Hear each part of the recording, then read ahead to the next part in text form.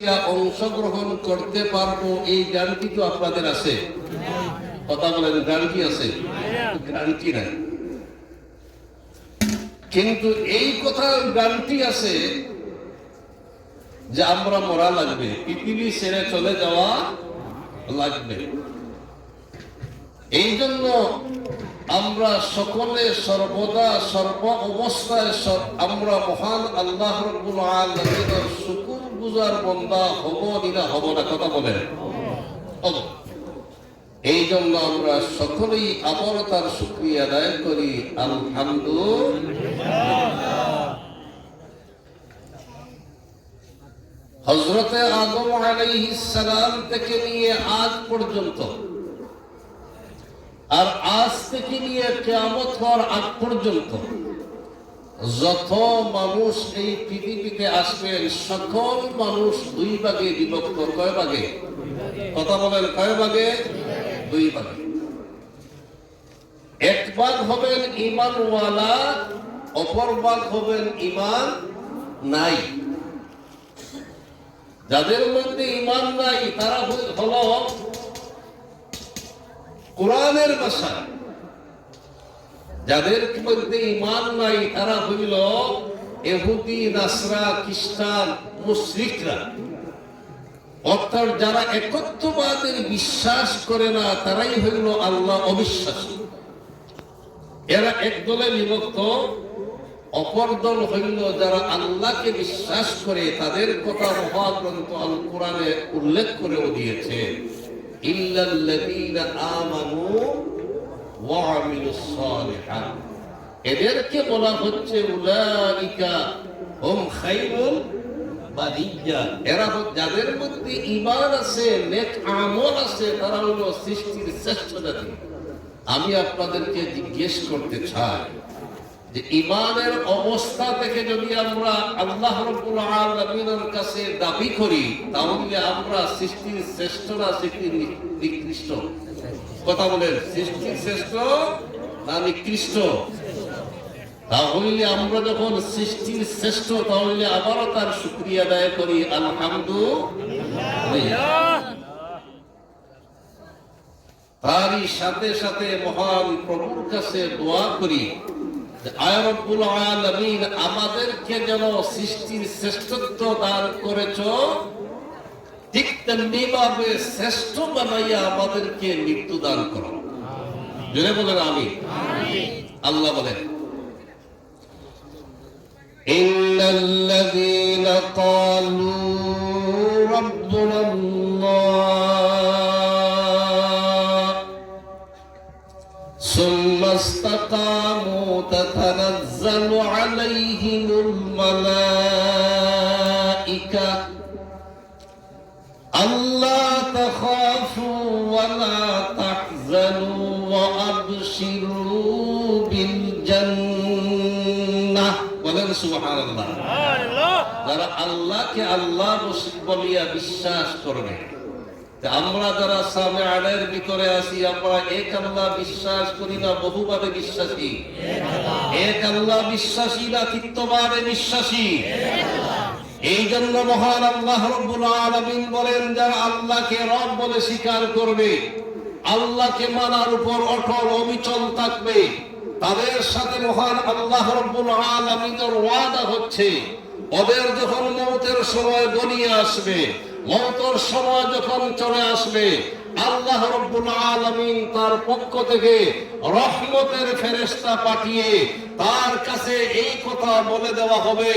আল্লাহর রহমতের ফেরেশতারা বলবে, হে বান্দা, তোমার কোনো ভয় নাই, ডর নাই, আল্লাহ তাখাফু ওয়া লা তাহজানু ওয়া আবশিরু বিল জান্নাহ। সুবহানাল্লাহ। আমরা সকল জান্নাতি হতে চাই না জাহান্নামী হতে চাই? কথা বলেন, আল্লাহ কবুল ফরমাও। বলেন আমিন।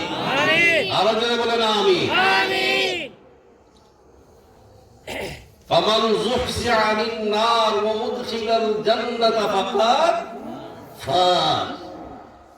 আল্লাহ যদি আমাদেরকে জান্নাতি বানায় আর জাহান্নাম থেকে যদি আল্লাহ আমরা সবচেয়ে মুক্তি দান করে, আমাদের সফলতা চলে আসবে। বলেন সুবহানাল্লাহ। এটা কি আমার কথা না কুরআন বলছে? কুরআন কার কিতাব? তাওরাত কার কিতাব? ইনজিল কার কিতাব? সহিফা কার কিতাব?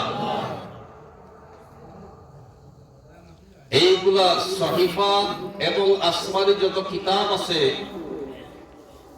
সব কিতাবের মধ্যে থেকে সহিফা তো আর নাই, যে 4 খানা কিতাব আছে 3 খানা কিতাব বিকৃত করা হয়েছে।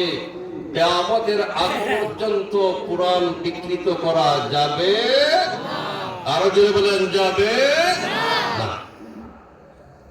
সেই মহাগ্রন্থ আল কোরআনে আল্লাহ বলে দিয়েছেন আমান যুহজিআ আনিন নার ওয়া উদখিলাল জান্নাতা ফাকাদ ফাজ। বলেন সুবহানাল্লাহ, আরো জোরে বলেন সুবহানাল্লাহ। আমরা ফাকাদ ফাজ সফলতা চাই না। এই জন্য আমার ভাইরা, আপনারা যে সব কাজ কর্ম পরিত্যাগ করে আজকে বাংলা বাজার রহমানিয়া কাইকেল মহিলা মাদ্রাসার মাঠে আপনারা চলে আসছেন কার ভালোবাসা পাওয়ার জন্য? আরো জোরে বলেন কার ভালোবাসা পাওয়ার জন্য? যদি আল্লাহর ভালোবাসা আপনারা সকলের অন্তরে থাকে ফাকাদ ফাজ। বলেন সুবহানাল্লাহ, আরো জোরে বলেন সুবহানাল্লাহ। এই জন্য আমার দুস্থ আহবাবগণ, আমি আমার আলোচনা বেশ লম্বা করব না, যেহেতু আমার পরে বক্তা আছে। এই জন্য আমার ভাইরা, আমার বাবারা, আমরা সকলে সফলতার জিন্দেগি চাই না বিফলতার জিন্দেগি চাই? আরো জোরে বলে এমন জীবন তুমি করো হে গঠন, মরিলে হাসিবে তুমি কাঁদিবে। এমন জীবন তুমি করো না গঠন, মরিলে কাঁদিবে তুমি হাসিবে। এই জমিন হযরত মুজাহিদে মিল্লাত আল্লামা হরিফুর রহমাতুল্লাহি আলাইহি সহ এই দেশের যত বড় বড় বুজুর্গানে দিন ছিলেন, তাদের বদৌলতে এই জায়গার মধ্যে মাদ্রাসা হয়েছে, সিলেটের আনাচে কানাচে মাদ্রাসা হয়েছে। এই অবদানটা কার? আর কার অবদান? এই জন্য আমার ভাইরা, আপনারা শুকরিয়া আদায় করেন। এই মাদ্রাসা এখানে প্রতিষ্ঠিত না হলে এই অত্র এলাকার মানুষ উলামায়ে কেরাম সহ এই মাদ্রাসা এখানে প্রতিষ্ঠিত না করতেন, আজকে এই নেক মাহফিলে, এই কোরআনের মাহফিলে, হাদিসের মাহফিলে, জিকিরের মাহফিলে, আলোচনার মাহফিলে, নবীওয়ালা এই মাহফিলে আমরা আসার সুযোগ হইতো না। আরো জোরে হইতো না। এই জন্য আমার ভাইরা, হযরত আদম আলাইহিস সালাম থেকে নিয়ে বিশ্বনবী মুহাম্মদুর রাসূলুল্লাহ সাল্লাল্লাহু আলাইহি ওয়াসাল্লাম পর্যন্ত অসংখ্য অগণিত পয়গম্বর আল্লাহ পৃথিবীতে প্রেরণ করেছেন একটি উদ্দেশ্য, লা ইলাহা ইল্লাল্লাহ। আল্লাহ ছাড়া পৃথিবীতে আর কেউ আছে? আরো জোরে বলেন আছে? নাই। আল্লাহ ছাড়া পৃথিবীতে দ্বিতীয় আল্লাহ, তৃতীয় আল্লাহ, বহুবাদে বিশ্বাসী যারা হবে তাদের মধ্যে ঈমান আছে না ঈমান নাই? ঈমান নাই। এই জন্য আমার ভাইরা, আমরা যখন জন্মসূত্রে, ওয়ারিস সূত্রে, আমরা যখন ঈমান আল্লাহ আমাদেরকে দান করেছেন, আমাদেরকে কেউ ওয়াজ করে ঈমান গ্রহণ করায় নাই, আমরা বিধর্মী থেকে ঈমান গ্রহণ করি নাই, আমাদেরকে, আমরাও বিধর্মী এক সময় ছিলাম, আমরা বলতে আমাদের পূর্বপুরুষ হযরত শাহজালাল, হযরত শাহপরান, মুজাররিদ এমনি রহমাতুল্লাহি, হযরত শাহজালাল মুজাররিদ এমনি রহমাতুল্লাহি আলাইহি সিলেটের জমিনে আসার আগ পর্যন্ত মুসলিমে কয়েকজন মুসলমান ছাড়া তাওহীদের বিশ্বাসী ছাড়া কোনো মুসলমান ছিলেন না। এই জন্য আমরা যেখান থেকে মুসলমানিয়ত, ঈমানিয়ত শুরু হয়েছে, এর ভিতরে সবার জন্য আমরা দোয়া করতে পারবো। যাদের মধ্যে ঈমান নাই তাদের মাগফিরাতের জন্য দোয়া করতে বলেন পারবেন? হযরত ইব্রাহিম আলাইহিস সালাম বাবার কবরের পাশে দাঁড়াইয়া দোয়া করার জন্য খাড়া হয়েছিলেন। আল্লাহ বললেন দোয়া করা কেন? ঈমান নাই। কেন? ঈমান নাই। এই জন্য আমার দুস্থ আহবাবগণ, আমরা অন্তরের অন্তঃস্থল থেকে মহান প্রভুর দরবারে শুকরিয়া আদায় করি যে এই নেক মাহফিলে আমাদেরকে আসার সুযোগ দেওয়া হয়েছে। এই মাহফিলে বসার কারণে মানুষের হক ছাড়া, অর্থাৎ আল্লাহর হকের মধ্যে যত প্রকারের গুনার কাজ করেছে, এই নেক মাহফিলে আসার কারণে আল্লাহ সব ক্ষমা করে মাফ করে দিয়েছে। এজন্য আমার ভাইয়া, হযরত আদম আলাইহিস সালাম থেকে বিশ্বনবী মুহাম্মদুর রাসূলুল্লাহ সাল্লাল্লাহু আলাইহি ওয়াসাল্লাম পর্যন্ত প্রত্যেক নবীর একই দাওয়াত ছিল, লা ইলাহা ইল্লাল্লাহ। কিন্তু বিশ্বনবী মুহাম্মদুর রাসূলুল্লাহ সাল্লাল্লাহু আলাইহি ওয়াসাল্লাম যে জমিনে আসছেন, ওনার আসার আগ পর্যন্ত কেউ বিশ্বনবী ছিলেন না। কিন্তু আমাদের নবী বিশ্বনবী মুহাম্মদুর রাসূলুল্লাহ সাল্লাল্লাহু আলাইহি ওয়াসাল্লাম হচ্ছেন ইমামুল, জোরে বলেন না, ইমামুল আম্বিয়া, ইমামুল মুরসালিন, খাতামান নবিয়্যিন, বলেন সুবহানাল্লাহ। তো ইমামুল আম্বিয়া হলেন কিভাবে? আপনারা সকলে জানেন, বিশ্বনবী মুহাম্মদুর রাসূলুল্লাহ সাল্লাল্লাহু আলাইহি ওয়াসাল্লাম মিরাজের রজনীতে বাইতুল মুকদ্দাসে লক্ষ লক্ষ অসংখ্য অগণিত পয়গম্বরের ইমাম ছিলেন কে? কথা বলেন, কে ছিলেন? হুজুর পাক সাল্লাল্লাহু আলাইহি ওয়াসাল্লাম। এই জন্য তাকে বলা হয় ইমামুল আম্বিয়া। এইদিকে আমি যাচ্ছি না, অনেক লম্বা আলোচনা। এই জন্য কিয়ামত যেদিন কায়েম হবে, কিয়ামত কায়েম হবে যে একদিন, আপনাদের সন্দেহ আছে? কথা বলেন, সন্দেহ আছে? কোন সন্দেহ নাই। রিসালাতের বিশ্বাস, তাওহীদের বিশ্বাস, আখিরাতের বিশ্বাস ছাড়া একজন মুমিন পরিপূর্ণ মুমিন হতে পারে না। মুমিন হতে পারে? এই জন্য আমাদের নবী বিশ্বনবী মুহাম্মদুর রাসূলুল্লাহ সাল্লাল্লাহু আলাইহি ওয়াসাল্লামের উপরে যে কোরআন নাযিল করা হয়েছে, এই কোরআন একদিন নাযিল হয় নাই, দীর্ঘ 23 বছরে অবস্থার প্রেক্ষাপটে কোরআন নাযিল করা হয়েছে। সেই কোরআনের প্রথম সবক যখন গারে হেরার মধ্যে দেওয়া হয়েছিল, তখন শুরু করা হয়েছিল ইকরা দিয়ে। কি দিয়ে? পড়ো। কার নামে?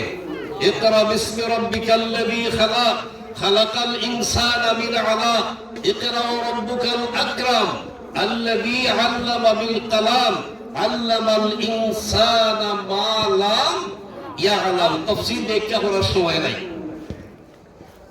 আমাদের সর্বপ্রথম বিশ্বনবী মুহাম্মদুর রাসূলুল্লাহ সাল্লাল্লাহু আলাইহি ওয়াসাল্লামের সর্বপ্রথম শিক্ষার সূচনা করা হয়েছে ইকরা পড়া নিয়ে। কার নামে পড়বেন? রবের নামে পড়বেন। নবী বলেছিলেন, আমি পড়তে জানি না। একবার জিবরাইল আলাইহিস সালাম ধরে চাপ দিচ্ছেন, আবার বলছেন পড়ো, বলে আমি পড়তে জানি না।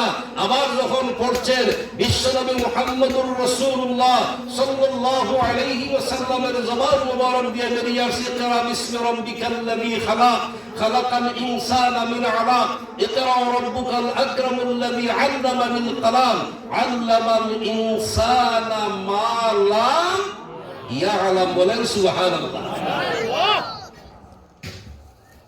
আজকে এই মাদ্রাসার দাওরা হাদিস ইকরা থেকে শুরু হচ্ছে না? হচ্ছে না? আপনারা যে কত ভাগ্যবান, এখানে বুখারী শরীফ পড়া হচ্ছে। বুখারী শরীফের মধ্যে যা হাদিস আসছে, সব হাদিস কার রওয়ায়াত করে? বিশ্বনবী মুহাম্মদুর রাসূলুল্লাহ সাল্লাল্লাহু আলাইহি ওয়াসাল্লামের জবান মুবারক দিয়ে বেরিয়ে আসছে। এই হাদিস এখানে পড়া হচ্ছে না? এই জন্য যারা মাদ্রাসা পড়ছেন আর মাদ্রাসা যারা খেদমত করতেছেন, আপনারা এই বিষয়ের উপর নির্ভর থাকেন যে মহান আল্লাহ রাব্বুল আলামিন আপনাদের সাথে যে ব্যবহার, যে আচরণ করবেন, ইনশাআল্লাহ কবরে যাওয়ার পরে আপনাদের শাস্তি দেওয়া হবে না। সুবহানাল্লাহ। কেন হবে না? যে আপনারা কার সাথে সংযুক্ত? নবীর কোরআন এবং আল্লাহর কোরআন আর নবীর হাদিসের সাথে আপনাদের সম্পর্ক আছে না নাই? কথা বলেন। হাত উঁচু করে আছে না নাই? নারে তাকবীর, নারে তাকবীর। আল্লাহ কবুল ফরমা, বলেন আমিন। এজন্য আমার দুস্থ আহবাবগণ, মহাগ্রন্থ আল কোরআনে আল্লাহ বলে দিয়েছেন, হুয়াল্লাযী আরসালা রাসূলাহু বিল হুদা ওয়া দীনিল হক। বলেন সুবহানাল্লাহ। সত্য ধর্ম ইসলাম দিয়া, ধর্মগ্রন্থ কোরআন দিয়া বিশ্বনবীকে পৃথিবীতে প্রেরণ করা হয়েছে। এই ধর্মগ্রন্থ কোরআন আজকে এই মাদ্রাসা সহ গোটা বাংলাদেশ, গোটা পৃথিবীর মধ্যে মসজিদ, মাদ্রাসা, মহিলা হোক আর পুরুষ মাদ্রাসা হোক, আর সব জায়গায় পড়ানো হয়নি না হয় না? কথা বলে। এজন্য আল্লাহ রাব্বুল আলামিন এই মাদ্রাসার দিন দিন তরক্কি ইনায়াত ফরমাক। বলেন আমিন। আপনারা সব সময় সর্বদা সর্বক্ষণ এই মাদ্রাসা খেদমত করবেন তো ইনশাআল্লাহ? বলেন, বলেন ইনশাআল্লাহ। খেদমত করে যাবেন। আমাদের নবী, বিশ্ব নবী মুহাম্মদুর রাসূলুল্লাহ সাল্লাল্লাহু আলাইহি ওয়াসাল্লাম সম্পর্কে মহাগ্রন্থ আল কোরআনে আল্লাহ ঘোষণা দিয়েছেন। আর আল্লাহ সম্পর্কে আল্লাহর ঘোষণা সারা কোরআন বাদ দিয়ে সূরা ফাতিহার ভিতরে বলি। আমরা সকলে সূরা ফাতিহা তিলাওয়াত করি না? করি না? কথা বলে। আমরা সকলে সূরা ফাতিহা শুরু করার সময় প্রথম আয়াত আলহামদুলিল্লাহি রাব্বিল আলামিন। সমস্ত প্রশংসা আমরা কার করি? তিনি সমস্ত কায়নাতের মালিক। তো আল্লাহ বলছেন রব্বিল আলামিন, আমি হচ্ছে তামাম জগতের জন্য রব। আর আমার নবী বিশ্ব নবী মুহাম্মদুর রাসূলুল্লাহ সাল্লাল্লাহু আলাইহি ওয়াসাল্লাম হচ্ছেন ওয়া মা আরসালনাকা ইল্লা রাহমাতাল লিল আলামিন। ওইখান থেকে আমি আমার মূল আলোচনা শুরু করতেছি যে রহমাতুল লিল আলামিন আল্লাহ কেন তাকে বললেন, এটা আমি বুঝাইতে চাই। আপনারা জানেন, ইতিহাস শুনছেন। এই বাবারা বসো। জনাব রাসূল করিম সাল্লাল্লাহু আলাইহি ওয়াসাল্লাম ইন্তেকালের সময় যখন চলে আসছে, নবী করিম সাল্লাল্লাহু আলাইহি ওয়াসাল্লামের ইন্তেকালের সময় ঘনিয়ে আসছে।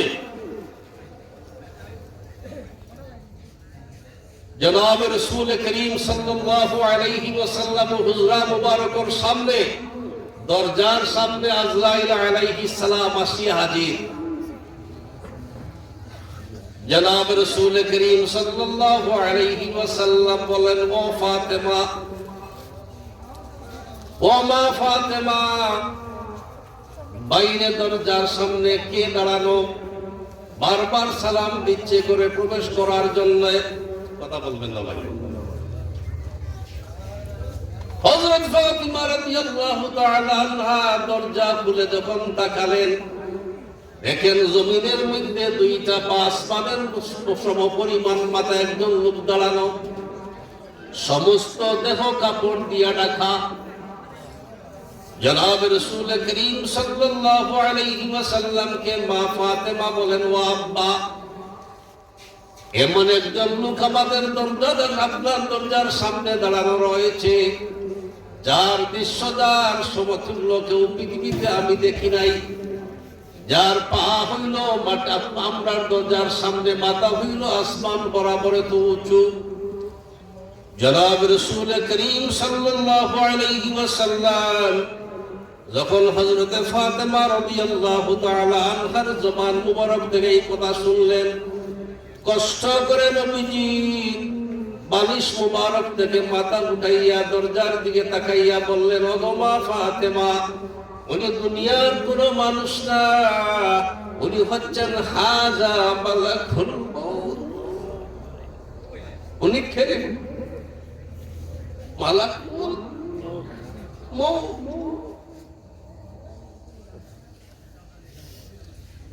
জনাব রাসূল করিম সাল্লাল্লাহু আলাইহি ওয়াসাল্লাম কে বলেন, জনাব রাসূল করিম সাল্লাল্লাহু আলাইহি ওয়াসাল্লাম বললেন, ও মা ফাতেমা, বারবার যখন হযরত আজরাইল আলাইহিস সালাম সালাম জানাচ্ছেন, করে ঢোকার জন্য অনুমতি চাচ্ছেন, তাকে অনুমতি দিয়ে দাও, বলে দাও আমি তাকে করে ঢোকার জন্য পারমিশন দিয়ে দিচ্ছি।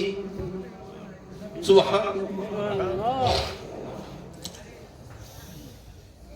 হযরত ফাতেমা রাদিয়াল্লাহু তাআলা আনহা বলেন, ও আব্বা, আমি আজরাইলকে করে ঢোকার পারমিশন দেব না। ও মা, তুমি কেন তাকে পারমিশন দিবা না? বলে আজরাইল আলাইহিস সালাম করে পারমিশন নিয়ে করে ঢোকার মতলবটা হইল আপনার পৃথিবী থেকে বিদায় হয়ে যাবেন, আপনাকে নেওয়ার জন্য তিনি আসছেন। আমি তাকে করে ঢোকার পারমিশন দেব না, আর আপনাকেও বিদায় নিতে হবে না। হযরতে মুহাম্মদুর রাসূলুল্লাহ সাল্লাল্লাহু আলাইহি ওয়াসাল্লাম জবাব দিল, ও মা ফাতেমা, আজরাইল আলাইহিস সালাম যদি করে ঢোকার যদি ইচ্ছা করেন, দুনিয়ার কোন শক্তি তাকে ফিরাইয়া রাখতে পারবে না। তাকে করে ঢোকার অনুমতি দিয়ে দাও।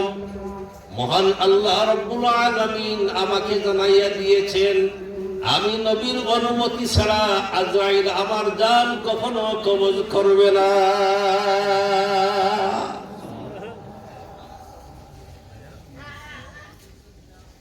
জনাব রাসূল করিম সাল্লাল্লাহু আলাইহি ওয়াসাল্লামের অনুমতি পাইয়া যখন আজরাইল আলাইহিস সালাম করে ঢুকলেন, জনাব রাসূল করিম সাল্লাল্লাহু আলাইহি ওয়াসাল্লামকে বললেন, ওগো নবীজি, মহান আল্লাহ রাব্বুল আলামিন আমাকে আপনার কাছে পাঠাইয়া সালাম জানাইছেন, আর বলে দিয়েছেন আপনি প্রথমে গিয়ে আমার নবীকে সালাম দিবা, আমার পক্ষ থেকে সালাম পৌঁছাইয়া দিয়া বলবা, যদি আমার নবী পৃথিবীতে থাকতে চান তাকে থাকার অনুমতি প্রদান করা হবে। যদি আমার নবীজি পৃথিবী ছেড়ে আমার সাথে সাক্ষাৎ করতে চান তাহলে তাকে আসার জন্য সুযোগ দেওয়া হবে। জনাব রাসূল করিম সাল্লাল্লাহু আলাইহি ওয়াসাল্লাম এই সংবাদ শোনার পরে হযরত আজরাইল আলাইহিস সালামকে বললেন, ও আজরাইল, আমি যাব না, আমি পৃথিবী থেকে যাব না। এটা যতক্ষণ পর্যন্ত হযরতে জিবরাইল আলাইহিস সালাম না আসছেন ততক্ষণ পর্যন্ত আমি বলতে পারবো না। সঙ্গে সঙ্গে হযরত জিবরাইল আলাইহিস সালাম আসলেন। আসার পরে তিনি জিজ্ঞাসা করলেন, ও গো জিবরাইল, তুমি তো আমার কাছে বারবার ওহী নিয়ে আসছো, আজরাইল আমাকে কি শোনাইতেছে?